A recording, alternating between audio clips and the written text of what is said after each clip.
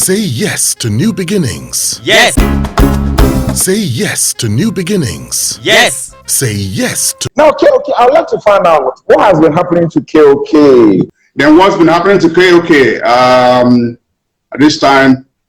Well, it's no longer news that I was called to the Nigerian bar as a barrister and solicitor of the Supreme Court of Nigeria in September last year. To God be all the glory. I'm happy being a lawyer.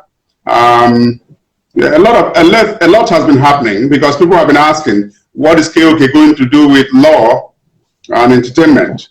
Well, I intend marrying both of them, and that's what I've been doing, and that's what I'm going to come up with.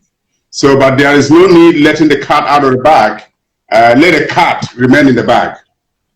You'll soon hear from me. Now, has KOK started going to the court? I mean, having been called to the bar, has KOK started going to the court? Well, I've had 2 occasions to go to the court. But, you know, most people don't understand that law has various aspects and variants.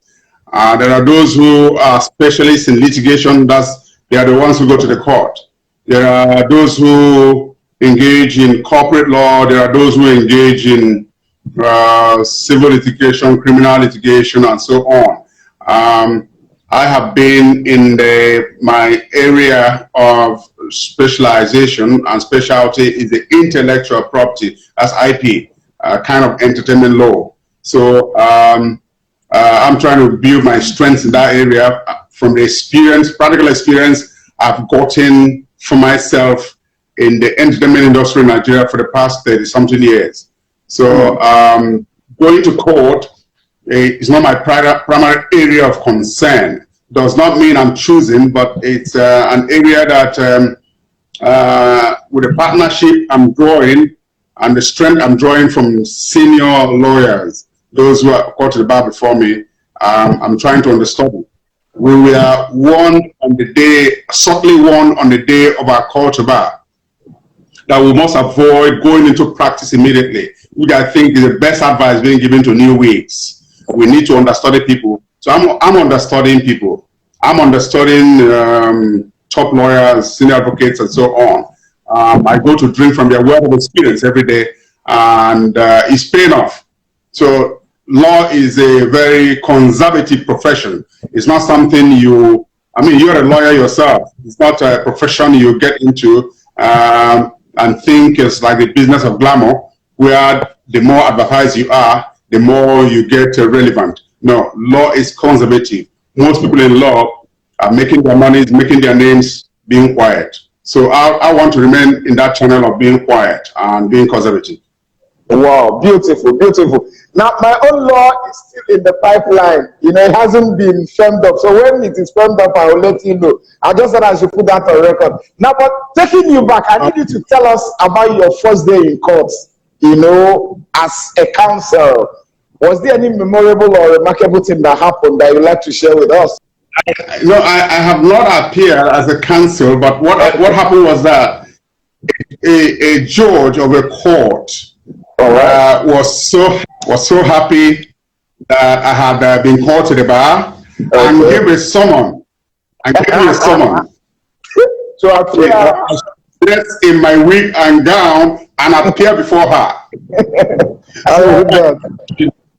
She introduced me to all the lawyers present who have matters and so on. And that's one thing about appearance is that you need is higher than what you see in the classroom. So of course you told me, but at least that dispels the butterflies when you appear before a judge in a court. I mean, so it was like that for me, and I felt like when I look at the judge and look at the lawyers on the defense and the responding side, I now remember what I was taught in law school, and this is the practical aspect of it. So it's quite outstanding.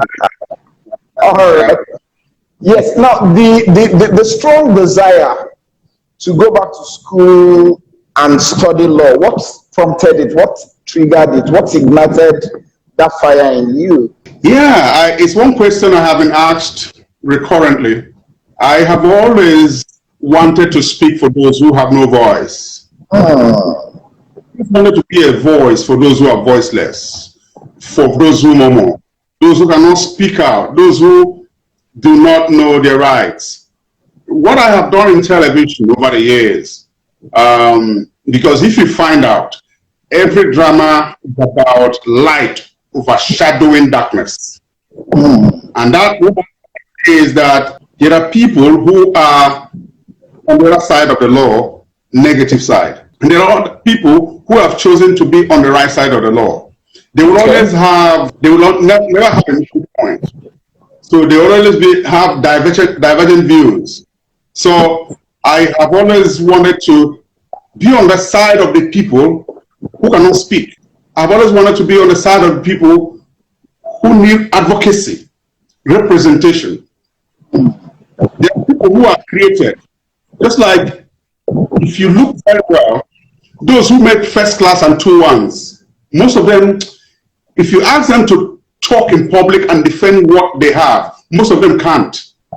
That's true. But they are intellectually capable of writing what they want.